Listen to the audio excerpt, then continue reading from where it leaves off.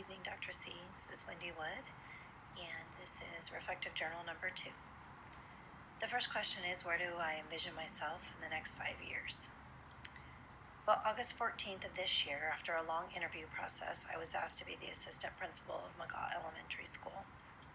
27 years ago, I would have never thought that I would go into administration, and I was happy to retire as a classroom teacher. However, 4 years ago, I was encouraged by my assistant superintendent and my principal to apply to be an administrative designee at my school site. I was out of the classroom 1 day a week performing administrative duties, and from the very first day, I realized this is exactly what I wanted to do. Servicing students, families, and the community outside of my classroom walls was so rewarding, and at that point, I made the decision to go into administration, but specifically to be an assistant principal. However, out of the 6 elementary schools in my district, we only have 2 of them with an assistant principal. So what were the chances that there would be an opening? To my excitement, there was an opening this summer at McGaw, and so to answer the question, the job where I want to be and the job I want to be in 5 years from now is right where I am. I plan on staying here for the next 12 years until I retire. I am in my final dream job. How do I want to grow? I want to grow in the area of special education. As an administrative principal, I attend all IEP meetings, SST meetings. I'm in charge of all the 504 meetings and paperwork. And my school currently has 3 STC classes and 3 Community of Learner classes. The Community of Learner classes are a makeup of special ed and general ed students, and there are 2 teachers, 1 ed specialist and 1 gen ed teacher. Each teacher has about 12 to 13 kids each, and they co-teach together between the 2 of them. I really want to expand my knowledge base on all the protocols for special ed placement, change of placement, protocols for IEP meetings, instructional aids, FBAs. So a lot more than I realized. And I do love special ed. What do you envision for your work? I envision doing what I can to raise the test scores at my school site. Out of our 6 elementary schools in the district, we have the lowest scores in both math and ELA. During my walkthroughs, I'm noticing the lack of district signature practices like junior grade books, reading and writing workshop, thinking maps, depth and complexity icons.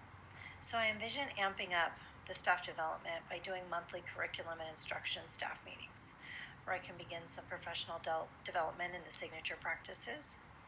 We have a part-time TOSA on site that I can access to develop the depth and complexity icons.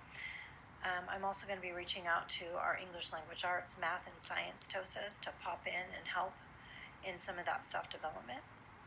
In addition, there's a lack of intervention options compared to the other school sites. So other than kinder, there's no before school or after school intervention classes, and I'm hoping to start to build that during our fall planning. What do you envision for your family life and friendships? For my family life, my oldest son is a junior in college, and my youngest is graduating from high school in May, and he'll be headed off to college. So, my boyfriend and I have plans to move in together this summer after my youngest son graduates from high school. We've been together for a little over 6 years, and we're excited to take that next step. In regards to friendships, I have many close friendships, some since high school.